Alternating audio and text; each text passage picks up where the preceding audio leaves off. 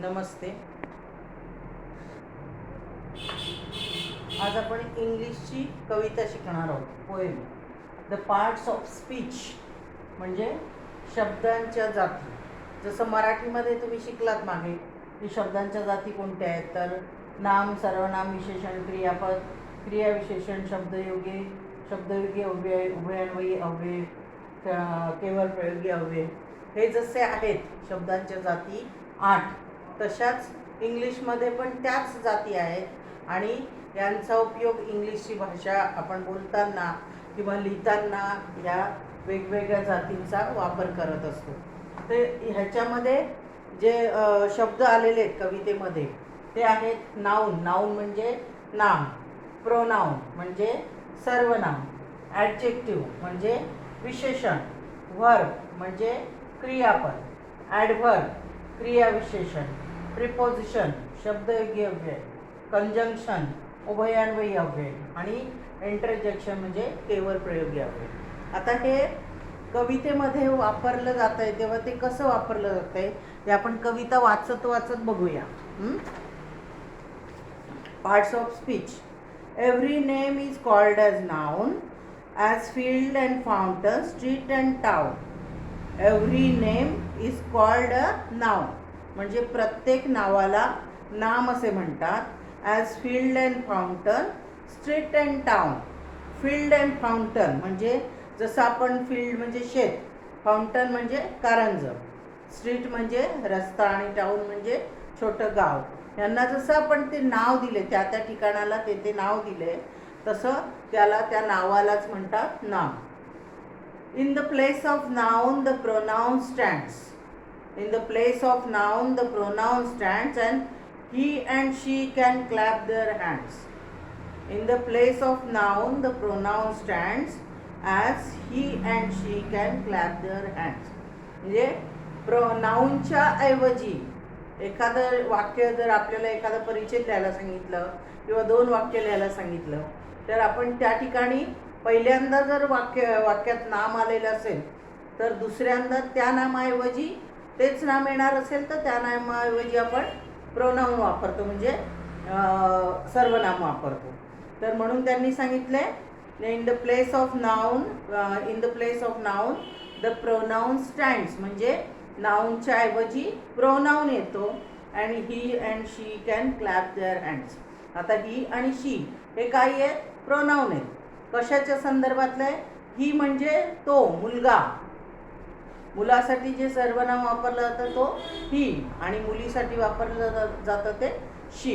म्हणून मग त्यांनी ते ही आणि शी हे सर्वनामं घेतलेले. The adjective describes a thing as magic wand and bridal ring. The adjective describes a thing. Adjective म्हणजे काय? विशेषण. मग विशेषण कशाला म्हणतात? जसं मराठीत आपण व्याख्या शिकलोय की विशेषण कशाला म्हणतात?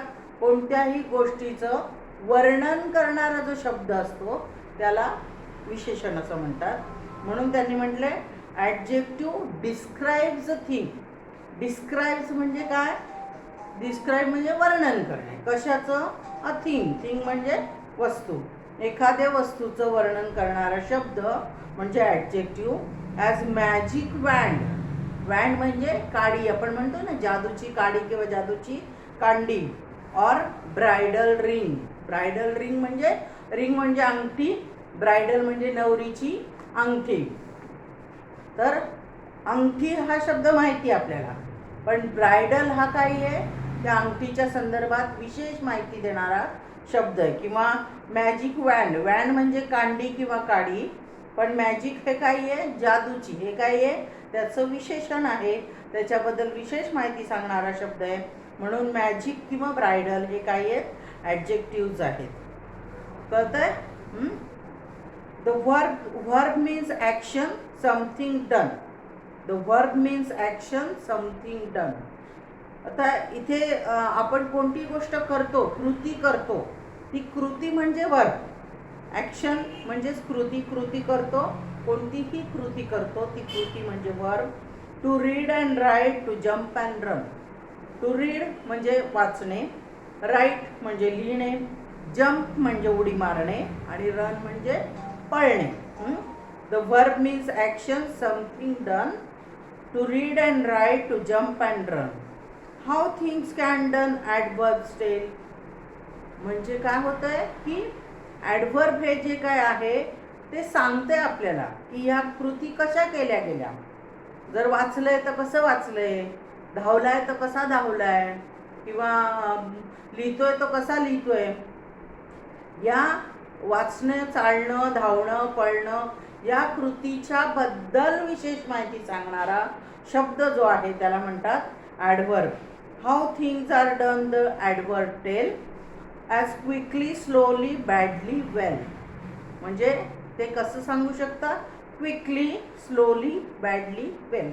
म्हणजे आपण क्विकली लिहू शकतो, बरोबर बरोबर लिहिलं म्हणजे क्विकली लिहिलं, किंवा हळूहळू लिहिलं दॅट इज स्लोली. बॅडली म्हणजे अक्षर खूप घाणेरडा आला, इट इज बॅडली. आणि वेल म्हणजे चांगलं, की बोलला तो छान बोलला. Okay, that's why we are using the adverbs quickly, slowly, badly, well. The preposition shows relation. Preposition म्हणजे काय, अव्यय. तर ते काय दाखवतं, रिलेशन. रिलेशन म्हणजे काय की एखाद्या गोष्टीबद्दलचं नातं. आता समजा मी म्हटलं की पेन ठेवला, पण कुठे ठेवला, किंवा पेन टेबल ठेवला, असं जर मी वाक्य बोलली, पेन टेबल ठेवला, तर बरोबर आहे का, नाही. कारण कसं आहे, पेन शब्द माहिती आहे, टेबल शब्द माहिती आहे, पण त्यांचा संबंध नाही ना माहिती. पेन टेबलावर आहे का टेबल पेनवर आहे माहिती नाही, संबंध माहिती नाही आहे. That's why that preposition on the table means pen is on the table. This on is the preposition which tells the relation between the pen and the table. Conjunctions. Conjunctions join in many ways sentences, words or phrase and phrase. म्हणजे conjunctions means दोन गोष्टी जोडणारा तो शब्द असतो. की उदाहरणार्थ आपण म्हणू Ram and Shyam are good friends. Ram and Shyam are good friends. और today school is there but I will not come. But I will not come म्हणजे बट किंवा अँड हे जे काही वापरले that is called as conjunction. म्हणजे conjunctions are those words which join two words or two sentences or two phrases. That is called as conjunction. And conjunction joins in many ways sentences, word or phrase and phrase. Thus interjection cries out hard, I need an exclamation mark. आता जसं conjunction आहे तसंच interjection आहे.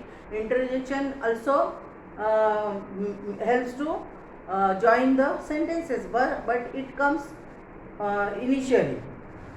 तर जेव्हा आपण एखादं वाक्य बोलत असतो पण त्या वाक्यातून आपल्या भावना व्यक्त होत असतात, whenever we express ourselves, that time we use some words that is called as interjections.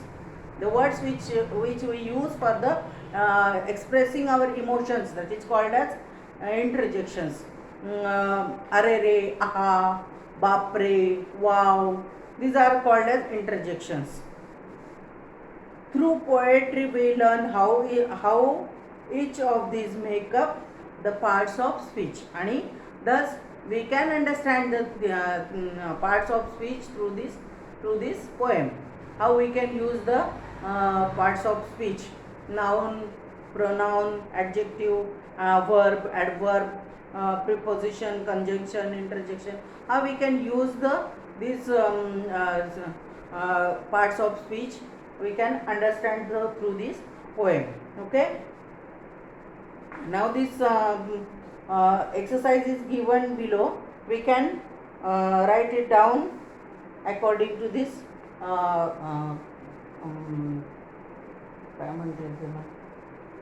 according to this